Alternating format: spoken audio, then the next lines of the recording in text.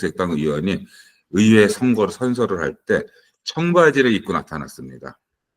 그래가지고 독일 연방의회가 난리가 났죠. 이 성스러운 내지는 전통을 중시하는 의회에 어떻게 청바지를 입고 나타날 수가 있겠느냐. 바로 그것이 권위주의 타파의 상징이 됐던 것이죠. 한국에서 그래서 유시민 전 국회의원이라고 해야 될지 장관이어야 될지 요즘 백바지라고 해야 좋을까요? 흰바지 사건도 아마 이 녹색당의 그 정신을 이어받아서 우리도 권위주의의 타파를 내친 거 아닌가 하는 그런 것이 있습니다. 그분이 마침 또 독일에서도 공부를 하셨다고 하니까요. 예. 편집장님께서도 아우토반 우리 속도 무제한에 가시면 네. 빨리 달리시죠? 운전하실 때. 예, 비교적 많이 다니는 편입니다. 예. 네. 저도 막 이렇게 200 넘게 달리는데 지난번부터 계속 환경 보호 때문에 이 속도 무제한을 없애야 된다 막 이런 얘기들이 있어요. 그래서 네. 요번에 선거에서도 정당마다 거기에 대해서 yes, no 뭐 이런 설문을 한 게 있더라고요, 정당에 대해서. 그래서 AfD랑 이제 CDU는 속도 무제한 없애면 안 된다 이러는데 다른 정당들은 이거 없애야 된다 그러는데 네. 저는 조금 이제 걱정되는 게 이거 없앨까 봐. 예.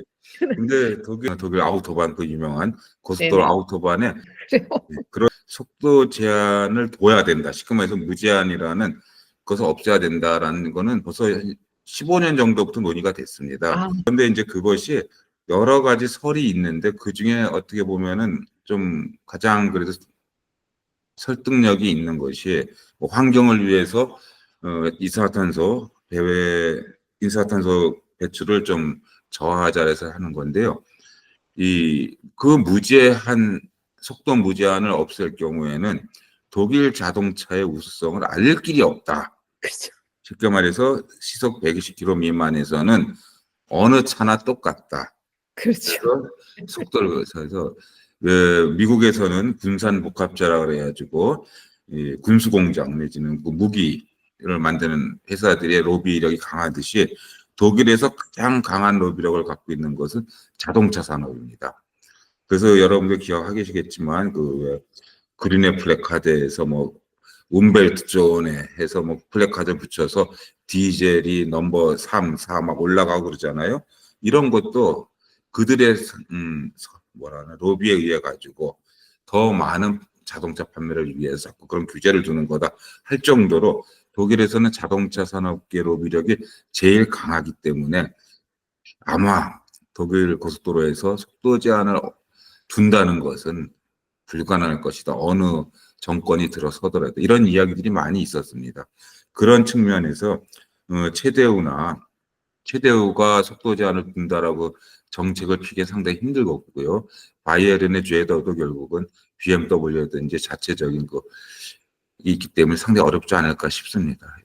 네. 그런데 AfD가 거기에 반대를 했다는 것이 뜻밖일 수 있죠. 또 한번 이해가 되는 것은 AfD의 머릿속에는 미국을 다시 위대하게 막아라 그러죠. 그런 것처럼 트럼프 생각이 많이 있을 겁니다. 독일이 위대하게, 독일이 뛰어나야 됩니다. 아마 그런 측면에서 일맥상통한 거 아닐까.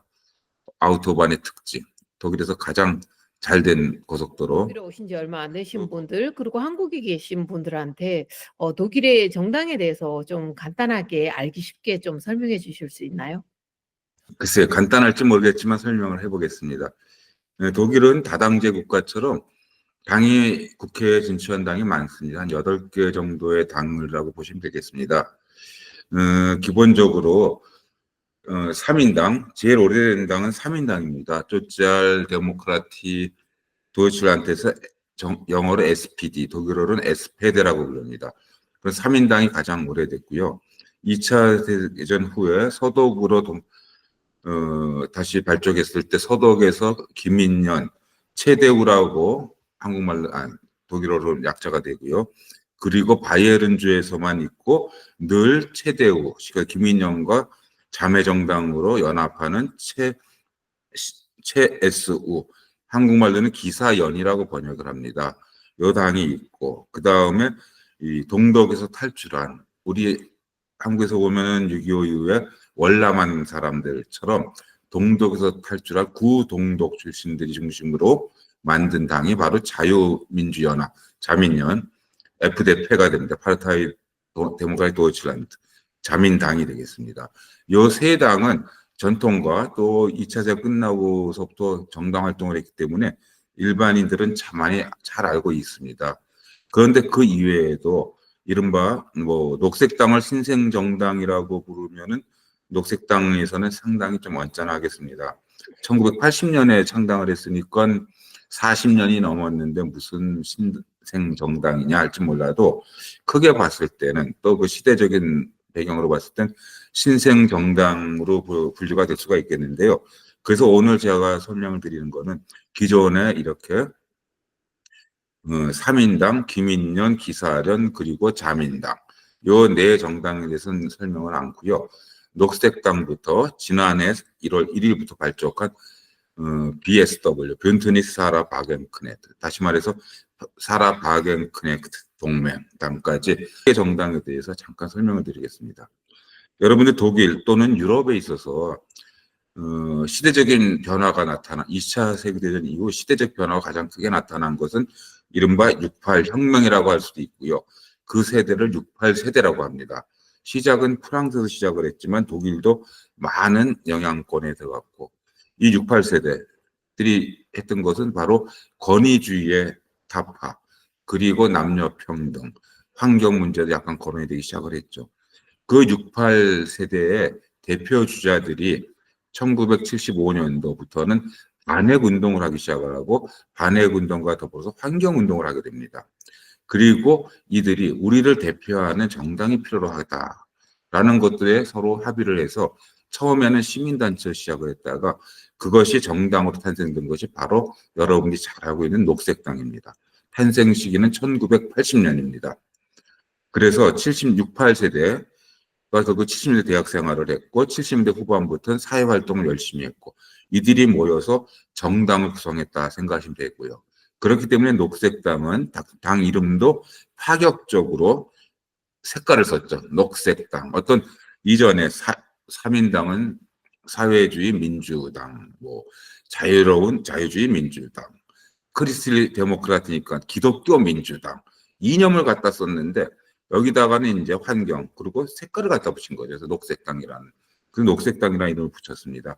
그래서 국회에는 1983년 3년 뒤에 유럽의회에 들어가기 시작을 하고 이후에 줄곧 5% 이상을 해서 아주 새로운 젊은 정당으로 발돋움을 하게 되고요.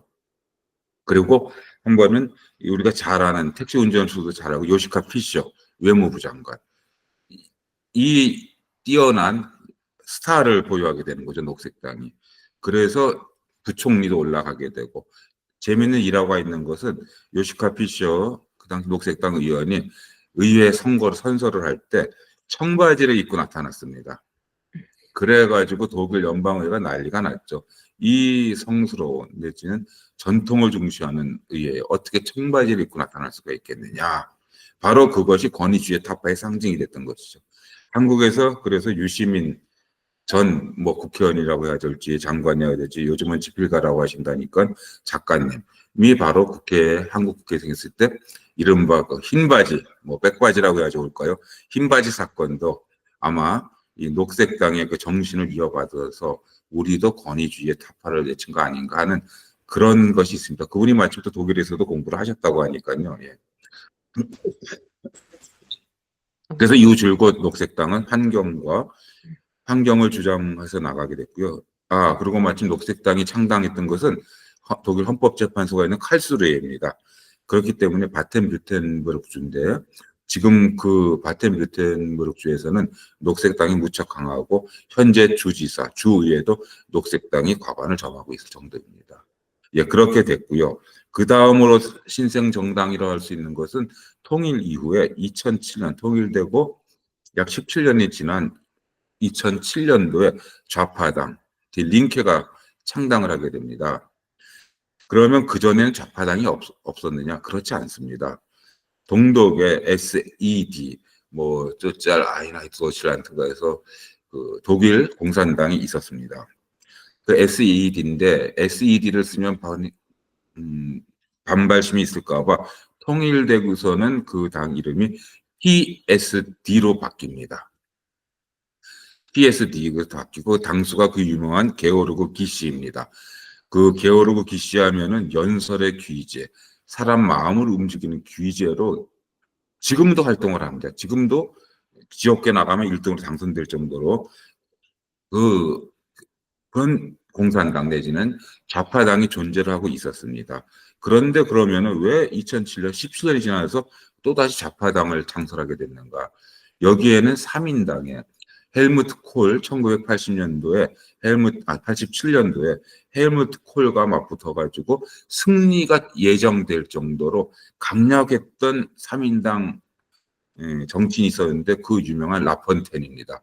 짜브리켄주 출신이고 짜브리켄주 수상, 짜브리켄 시장도 역임을 했고 그 라폰텐이 3인당 내에서는 왼쪽에 있습니다.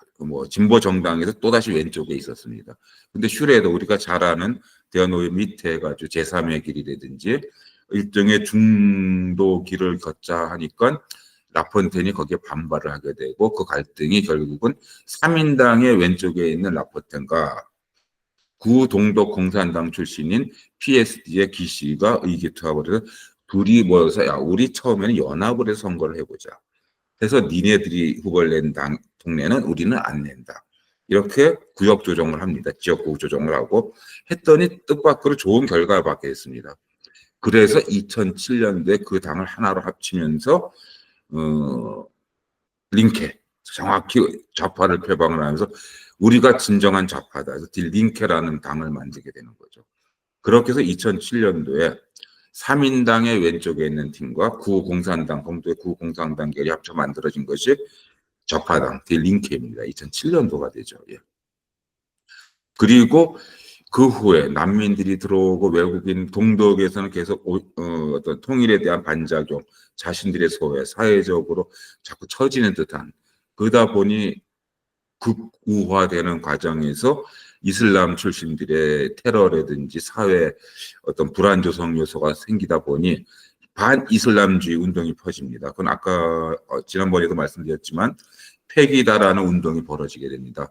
매일 그 성스러웠던 독일 통일의 산실 라이프치히라든지 동독 여러 도시에서 반이슬람 데모들을 벌이면서 이것이 연합 단체를 만들게 되고 그리고 이 운동이 결국은 2013년 독일을 위한 대한당, AfD, 알터나티브 für Deutschland, 대한당이라고 약자로 하겠습니다. 이 대한당이 생성하게 되는 배경이고 결국은 2013년 프랑크푸르트 옆에 있는 조그만 도시 오버오지라는 도시에서 2013년에 8명, 9명으로 창당이 되게 됐습니다. 이번에 대한당의 총리 후보로 나온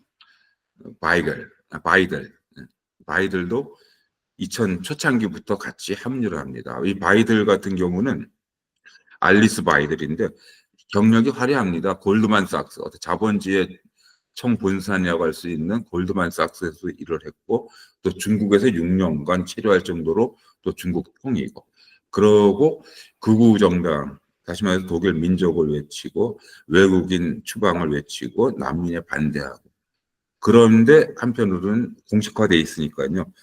스리랑카 여자와의 어떤 결혼 관계 쉽게 말해서 나는 동성연애자라고 떳떳이 밝힙니다. 그럴 정도로 한편으로는 열려있는 것 같고 이런 참 애매한 그래서 바이든을 일반 요즘 선거에서는 선거 분위기에서 어떻게 했냐면 대한당의 광대 역할을 하는 거라고 공식 신문에 프랑크푸르트 알게메네 짜이퉁이라는 FAZ이라고 약자를 하는데 독일의 대표적인 언론에서도 타이틀이 붙을 정도로 그런 역할을 하고 있습니다. 그런 것이 일종의 어떤